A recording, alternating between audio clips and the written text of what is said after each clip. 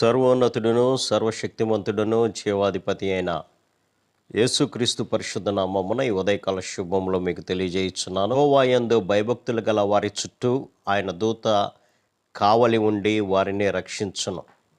34వ కీర్తన 7వ వచనము. అవును ప్రియులారా, ఎవరైతే దేవుని యందు భయభక్తులు కలిగినటువంటి స్థితిలో ఉండి ఆయనను వెంబడిస్తూ ఆయన ఆజ్ఞల ప్రకారం జీవిస్తూ ఉంటారో వారి చుట్టూ తన యొక్క దూతను ఆయన కావలిగా ఉంచుతాడు. దానియేలు గ్రంథంలో గనక మనం గమనించినప్పుడు అక్కడ షడ్రకు, మెషకు, అబేద్నెగో, దానియేలు ఈ నలుగురు కూడా బబులోను సామ్రాజ్యానికి బానిసలుగా కొనుపోబడి ఉన్నారు. అక్కడ ఉన్నటువంటి రాజు అయినటువంటి నెబుకద్నెజరు ఒక బంగారు విగ్రహాన్ని నిలబెట్టి, ఎప్పుడైతే సకల విధములైనటువంటి వాయిద్యాలు మీకు వినబడతాయో అప్పుడు మీరు ఆ విగ్రహానికి మీరు ఏ పని చేస్తున్నా, ఎటువంటి పరిస్థితిలో ఉన్నా, ఎక్కడ ఉన్నా సరే అవన్నీ కూడా ఆపివేసి ఆ విగ్రహము తట్టు మీరు తిరిగి దానికి నమస్కారము చేయుడి అనేటువంటి ఒక ఆజ్ఞను జారీ చేశాడు ప్రియులారా.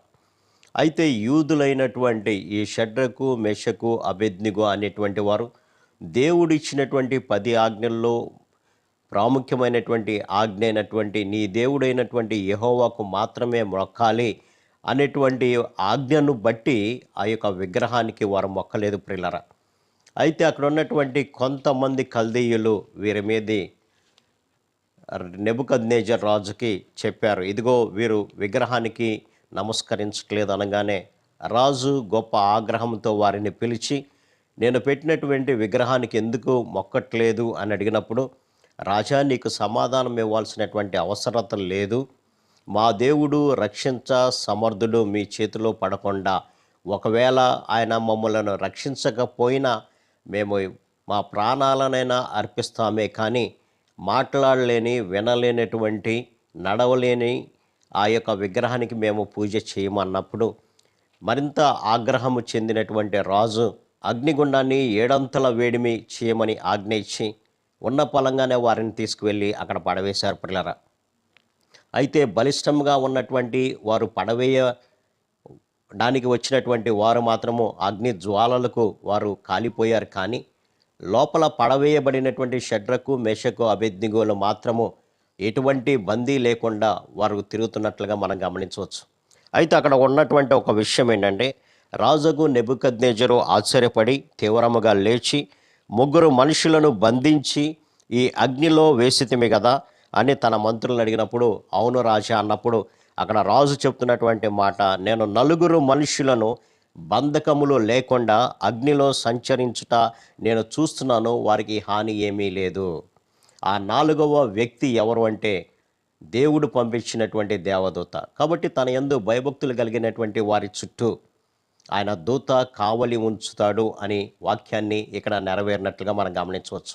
అక్కడ అంటున్నటువంటి మాట, అంతకుముందు నా చేతిలో నుంచి మిమ్మలను విడిపించగలిగిన వాడు ఎక్కడ ఉన్నాడు రమ్మను అన్నటువంటి ఆ యొక్క నెబుకద్నెజరు రాజే అంటున్నటువంటి మాట ఏంటంటే, వీరి దేవుడు తప్ప, రక్షించడానికి ఇటువంటి సమర్థుడైనటువంటి దేవుడు తప్ప ఈ లోకంలో ఏ దేవుడు కూడా లేడు.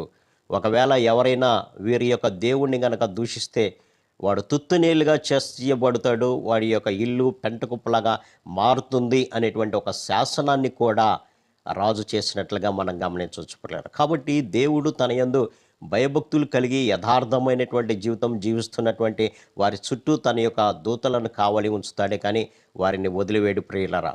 నువ్వు ఎప్పుడు ఎక్కడికి నువ్వు వెళ్ళవలసి వచ్చినా దేవుడి యొక్క హస్తము నీకు తోడుగా ఉంటుంది. అందుకనే దావీదు భక్తుడు కూడా అంటాడు, గాఢాంధకారపు లోయలో నేను సంచరించిన ఏ అపాయానికి కూడా నేను భయపడను, ఎందుకంటే నీవు నన్ను సంరక్షిస్తూ ఉంటావు అని అంటున్నాడు. కాబట్టి ఈ దిన వాక్య ధ్యానము ద్వారా ఒకవేళ ఈ లోకంలో దేని గురించైనా నువ్వు భయపడుతున్నావేమో, దేని గురించైనా నా మీదకి వస్తుందేమో అని భయముతో నీవు గజగజలాడుతున్నటువంటి స్థితిలో ఉంటున్నామేమో, అయితే ప్రభు అంటున్నాడు, నా యందు భయభక్తులు కలిగి ఉన్నట్లయితే యథార్థమైనటువంటి జీవితం జీవిస్తే నా దూతను నీకు కావలిగా ఉంచుతాను. కాబట్టి ఇదిన వాక్య ధ్యానం ద్వారా ప్రభు మాటలను విశ్వసిద్దాము.